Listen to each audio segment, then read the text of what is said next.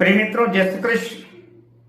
Car निर्णय के इस महत्वपूर्ण खास कार्यक्रम पर मैं आचार्य डॉक्टर विष्णु कुमार मिश्रा आपका बहुत बहुत स्वागत करता हूं। जैसा कि आप जानते ही हैं कि जन्म कुंडली में अगर शुक्र है तो सुख है, शुक्र के बिना सुख संभव ही नहीं है। जन्म कुंडली में अच्छे शुक्र के बिना सुख की, संपदा की, ऐश्वर्य की, भोग विलास, लग्जरी जीवन की कल्पना ही करना व्यर्थ है। अन्य ग्रह चाहे जितनी धन दौलत संपदा आपको प्रदान कर दें, पर अगर जन्म कुंडली में शुक्र नहीं है तो सुख नहीं है। हमने पिछले एपिसोड पर, पिछले वीडियो पर आपसे चर्चा किया था, जन्म कुंडली के पहले भाव में, लग्न भाव में अगर शुक्र स्थित होंगे, जन्म कुंडली के द्वितीय भाव में अगर शुक्र स्थित हैं, तो उसका कैसा फल मिलेगा। मैंने इसकी चर्चा जो पिछले वीडियो पर, पिछले एपिसोड पर आपसे करा। आज हम जो चर्चा करेंगे, जन्म कुंडली के तृतीय भाव में अगर शुक्र स्थित है तो कैसा प्रतिफल करेंगे। आज मैं इस विषय पर आपसे चर्चा करूंगा, पर मैं विषय क्रम में आगे बढ़ूं उससे पहले आपसे आग्रह, अगर आपने अभी तक हमारे चैनल को सब्सक्राइब नहीं किया है तो प्लीज चैनल को सब्सक्राइब करें, साथ ही नोटिफिकेशन बेल। अब आइए चर्चा करते हैं, शुक्र अगर जन्म कुंडली के तीसरे भाव में स्थित है तो कैसा परिणाम होगा, कैसा फल होगा, इसकी चर्चा करते हैं। जन्म कुंडली का यह तीसरा भाव पराक्रम का भाव है। इससे आपकी शौर्य का, आपके पराक्रम का आकलन किया जाता है। छोटे भाई बहनों का भी भाव है। तो अगर शुक्र लग्नेश होकर के तृतीय भाव में बैठे हैं तो जातक के पराक्रम की वृद्धि करेंगे। जातक जो है पराक्रमी होगा, मेहनत करने वाला होगा, मेहनत से जी नहीं चुरा सकता।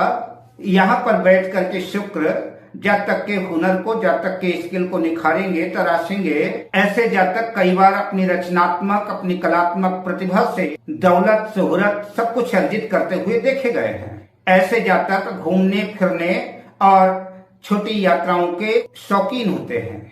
खासतौर से अगर शुक्र तृतीय भाव पर चर राशि में स्थित हैं तो निश्चित रूप से ऐसा जातक यात्रा करने वाला ही होगा, या कि हो सकता है उसका कार्य क्षेत्र, उसका व्यवसाय भी ऐसा हो जहाँ के हमेशा यात्राएं बनी रहती हों। तीसरे भाव पर बैठ करके शुक्र आपके भाग्य भाव को देखेंगे, नवम भाव को देखेंगे, और शुक्र नैसर्गिक शुभ ग्रह है, इसलिए आपके भाग्य की वृद्धि करेंगे और भाग्यवश जो है आपको सारे सुख सुविधाएं आपको सहज ही मिलना शुरू हो जाएंगी।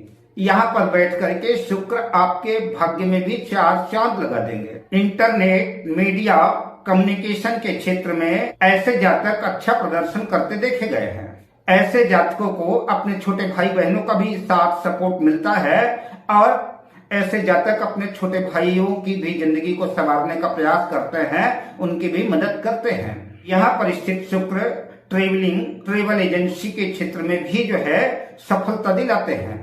लेकिन अगर शुक्र कमजोर हैं, अस्त हैं, मृत हैं, या कि अपनी नीच राशि में भाव से पीड़ित हैं, तो ऐसा जातक आलसी हो सकता है, भाइयों से अनबन रह सकती है, भाइयों से मनमुटाव रह सकता है, प्रत्येक कार्य में विलंब हो सकता है, देर से काम हो या काम में अड़चने पैदा हो।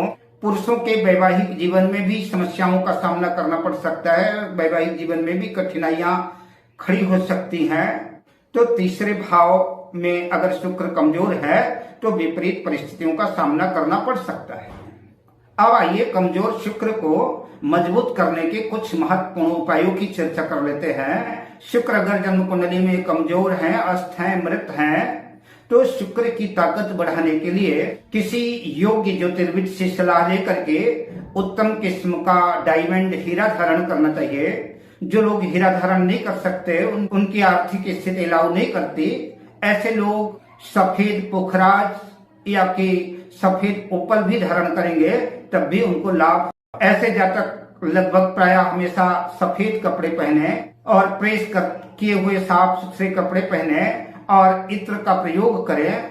ऐसा करने से जन्म कुंडली के कमजोर शुक्र जो है मजबूत होंगे और आपको अच्छा परिणाम देना शुरू कर देंगे। अगर जन्म कुंडली में शुक्र शत्रु क्षेत्री हैं, शुक्र अगर नीच राशि में है, तो शुक्र से संबंधित वस्तुओं का दान करना चाहिए। हीरे का दान करें, सफेद उपल का दान करें, सफेद पुखराज का दान करें, खीर का दान करें, शर्करा का दान करें, चावल का दान करें, घी, कपूर, सफेद गाय का दान करें। शुक्र से संबंधित जितनी भी वस्तुएं हैं तो उन वस्तुओं का दान करें, और शुक्र का दान प्रायः शुक्रवार के दिन सूर्यास्त के बाद ही करना चाहिए। शुक्र चाहे नीच राशि में हो या कमजोर हो, दोनों परिस्थितियों में शुक्र के मंत्र का जाप करना जो है लाभकारी सिद्ध होगा। शुक्र का मंत्र है हिम कुंड मृणा लाभम दैत्यानाम परमं गुरुम सर्वशास्त्र प्रवक्तारम भार्गम प्रणमाम्यहम्। अब मैं आपसे लेता हूँ विदा, शुभकामनाओं के साथ। जय श्री कृष्ण।